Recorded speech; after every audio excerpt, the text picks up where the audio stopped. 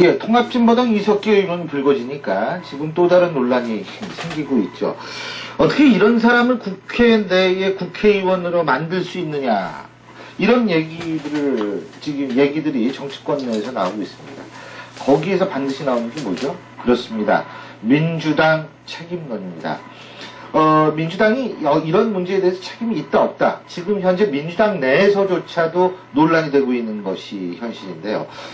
이 총선연대, 선거연대라는 거 과연 그때 그럼 민주당이 책임질 일이 있을까요? 이 부분 바로 작년이었죠. 4.11 총선 당시에 야권연대의 상징이라고 불렸던 관악을 해서 통합진보당 이 측과 특히 이적인 의원 측과 치열한 경선을 치렀고요. 그래서 결과적으로 민주당을 떠날 수밖에 없었던 분을 모셨습니다.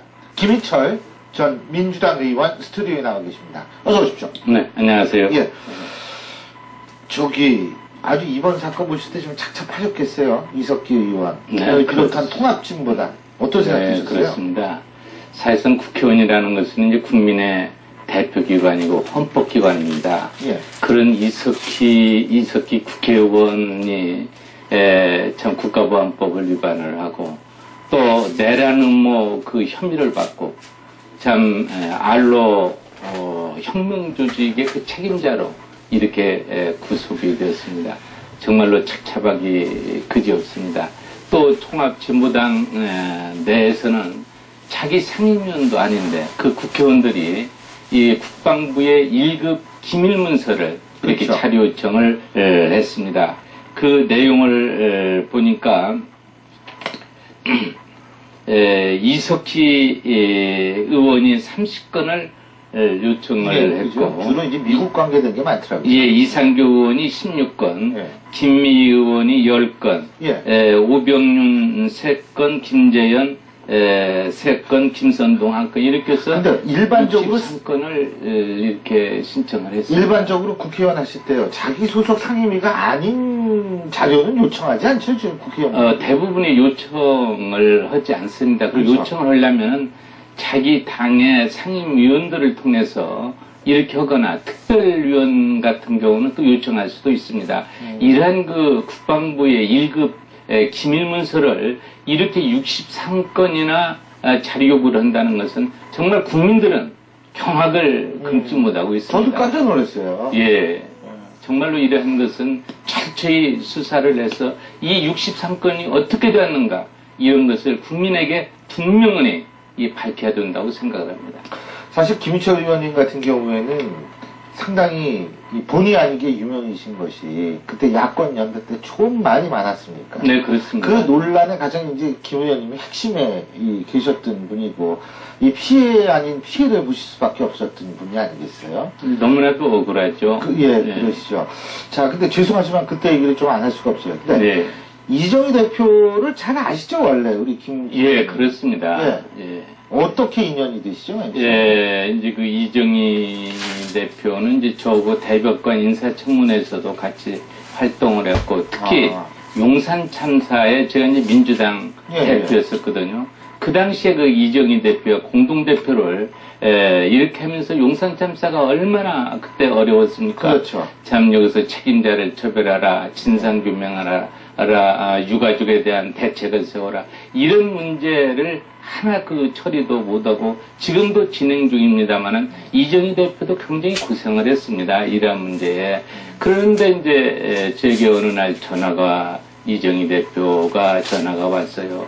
한번 좀 뵙자고. 그렇게 해서 그러면은 저희 방으로 오시겠다고 그래서 거기에서 이정희 대표를 만났는데 이정희 대표가 무슨 얘기를 했냐면은 관악구에서 이제 정치를 시작하겠다.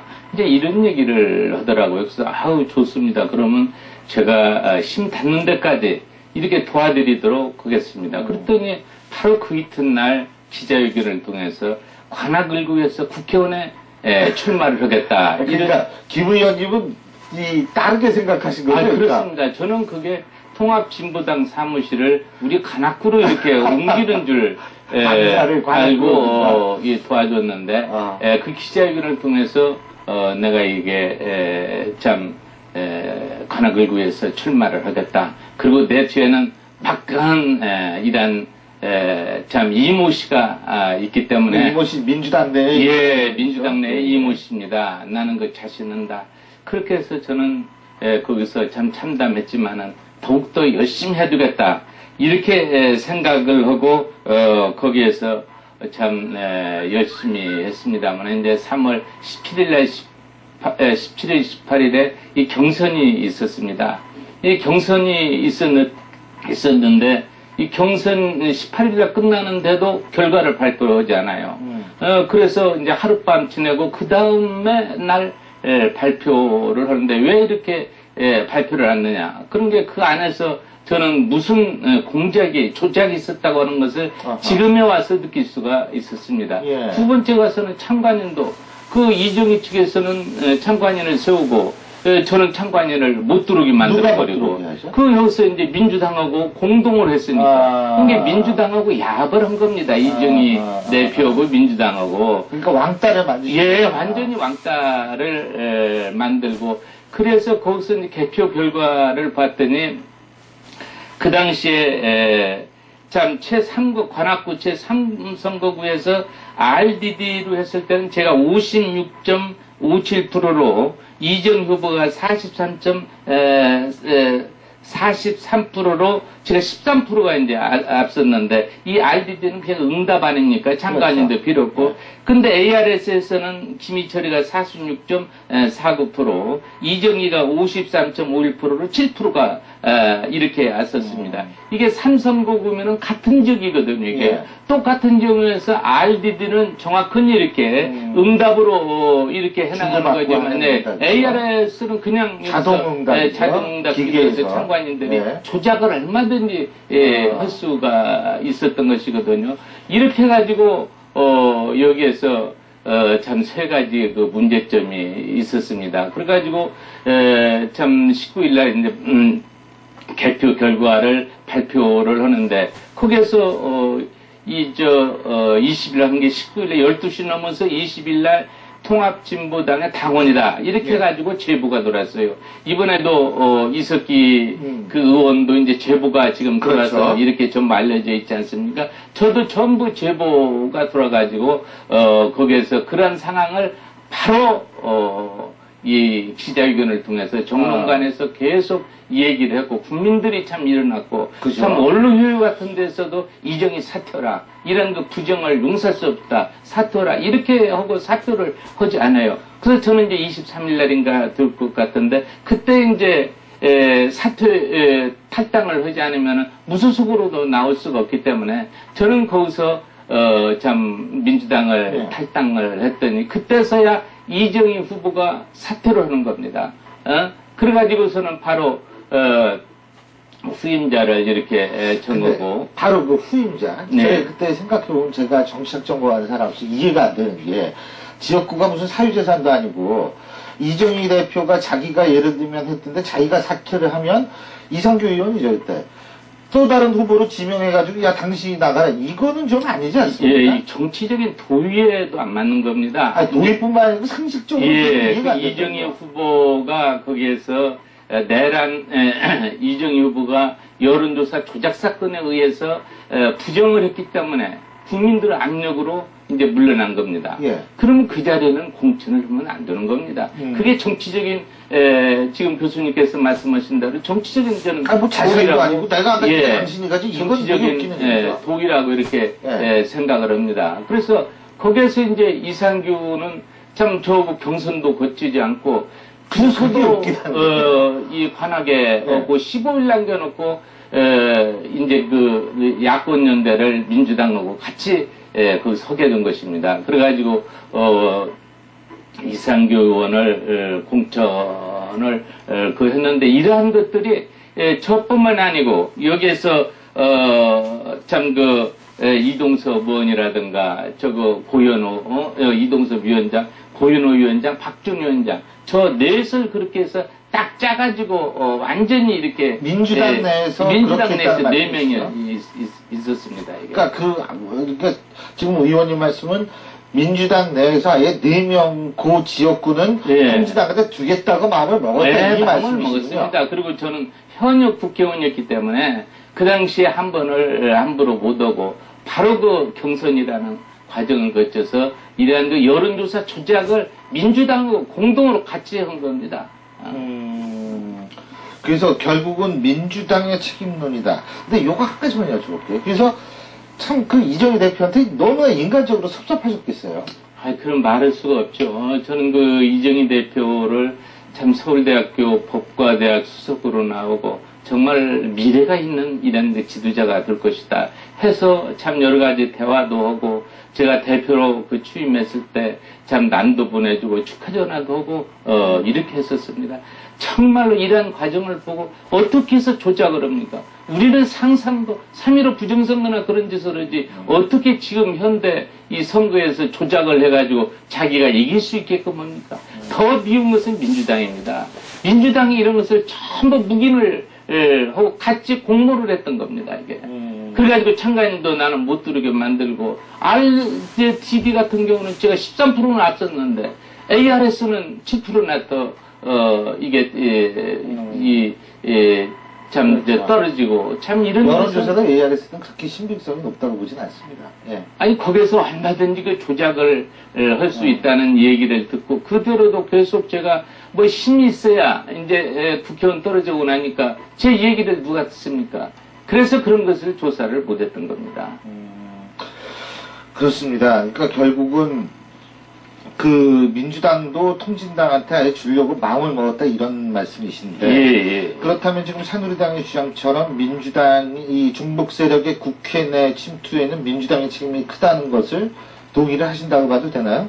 예, 그래서 그 당시에 그 야권연대를 일으켰는데, 야권연대라고 하는 것은 이 하나의 민주당의 지지 세력을 통진당에 주는 것이거든요, 이게요.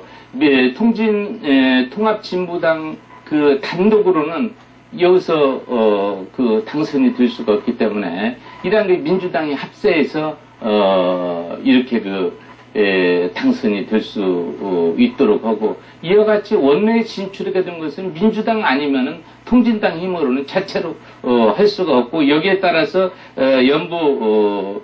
같이 민주당과 합의 내지 야합을 안 했으면은 이와 같은 것이 될 수가 없는 것입니다. 근데 이제 중요한 거는 종북 성향을 가진 사람이 국회의원 들어갔다라는 사실인데 민주당은 지금 뭐라 그러냐면 우리는 그다 몰랐다. 예? 그 이석기는 이 연대 때문에 들어간 게 아니라 정당 투표 찍어가지고 들어간 거다. 지금 이렇게 나오는데 그 논리에 대해서는 어떻게 생각하십니까? 지금 참 많은 이 국민들이 4.11 총선 전에도 이 통합진보당에 대해서는 국회에 대한 경례도 안 하고 또 애국가 제창도 안 하고 이와 같이 정치인으로서 기본적으로 갖춰야 할 것조차도 안 하고 하나의 국가관이라든가 이런 애국심이 전혀 없는 이런 사람들이라는 것은 온 국민이 다 알고 있습니다. 거기에 따라서 이와 같이 엄청난 부정을 저지르는데도 불구하고 한명숙 대표와 대표부에서 지금까지 이렇게 발뺌하는 것은 정말 용서할 수가 없는 것입니다. 그래서 이러한 것을 한명숙 대표는 이와 같이 모든 총체적인 야권 연대의 그 책임을 지고 여기서 사퇴를 해야 되는 것이 저는 맞다고 생각합니다. 제가 이석기 이상규 의원하고 후보하고 거기에서 경선을 안 하고 이러한 선거에 입후보를 했을 때 한명숙 대표하고 또 사무총장하고 와가지고 관악구 얼굴을 다 쓸고 다녀요. 이상규 밀어라. 이상규가 통합진보당이지만 야권연대에서 민주당이다. 이렇게 해가지고 이렇게 관악 얼굴을 전부 이게 다녔던 것입니다. 이거는 도저히 용서할 수가 없는 것입니다. 예. 그래서 그렇다면은 한번 종합적으로 우리가 봤을 때 작년 총선 연대 이 선거 연대의 가장 큰 문제점이라는 것은 뭐라고 보십니까? 야권연대입니다. 야권연대. 예. 이 야권연대도 순리적으로 하는 것이 아니라 딱 따맞춰가지고, 야권연대를 강행을 하고, 그렇게 해서 저희같이 힘없는 사람들은, 참 친노 세력이 아닌 사람들은 완전히 이 물을 먹는 이와 같은 상황을 이제 번졌는데, 이러한 그 민주공당에서 어떻게 이런 일을 할 수가 있습니까? 예. 그 친노 세력이라고 말씀하셨는데, 그렇다면은 지난번 총선 때 공천을 대부분 친노 세력들이 주도해서 했다, 이렇게 보시면 네, 그렇습니다. 예. 지금 현재 문제가 되는 것이, 지금 4.11 총선이나 이번 대선에도 지금 당원들이나 이제 국민들이 친노 세력이 미워서 안 찍었다는 사람들도 많이 있습니다.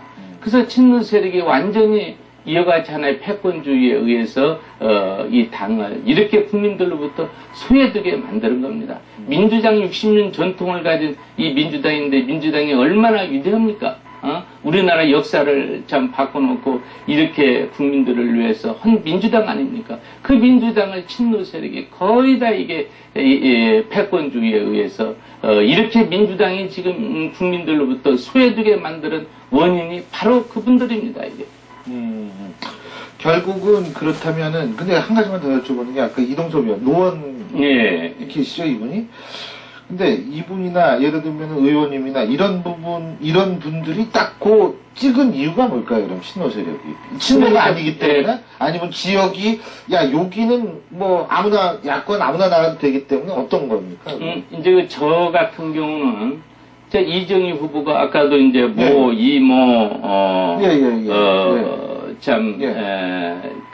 실력자에 의해서 자기를 이제 돕고 있다. 이렇게 얘기를 한 것처럼, 이렇게 해서, 그쪽을 선택을 해가지고, 들어가가지고, 거기에서 이렇게 차지하고, 지금 이동섭 위원장님도 마찬가지입니다. 거기에서 또, 그쪽 통합진보당 이런 그 세력들을 하고 같이 해가지고 거기도 짜맞추기로 해가지고 양보를 하게 되는 것입니다. 근데 사실은 지금 이런 사태를 종합해 봤을 때 이 종북이라는 문제하고요 진보라는 거는 사실 좀 구분을 해야 되지 않나 이런 생각이 들거든요. 네. 그러니까 예를 들면은 종북이 아닌 진보도 충분히 있을 수 있는 거 아니에요? 아니, 그렇습니다. 그러니까 더더 민주당에 이제 몸을 담으셨던 부분도 이 부분은 좀 구분을 해야 된다라고 생각하지 않으세요? 예, 그렇습니다. 네. 이제 제가 생각할 때는 우리 사회가 이 발전을 하기 위해서는 참 건전한 보수도 있고 네. 또 자유민주주의와 시장 경제의 그 한계를 극복할 수 있는 변화와 발전할 수 있는 이러한 그 진보도 있어야 되는 것입니다. 진보의 가치라고 하는 것은 자유와 평등 그리고 이러한 그 공정한 사회를 만들고 경제적으로나 사회적으로 약자를 보호를 하고 배려하는 것이 바로 그 진보의 가치라고 생각합니다. 참 북한은 김일성, 김정은 이 유일체제로 인해서 권력과 경제력과 군사력을 완전히 오로지 하고 있습니다. 이 추종하는 세력들이 바로 종북입니다. 거기에서 이러한 그 양심적인 진보한 구별이 돼야 된다고 생각합니다. 이제 민주당은 그동안에 이러한 그 야권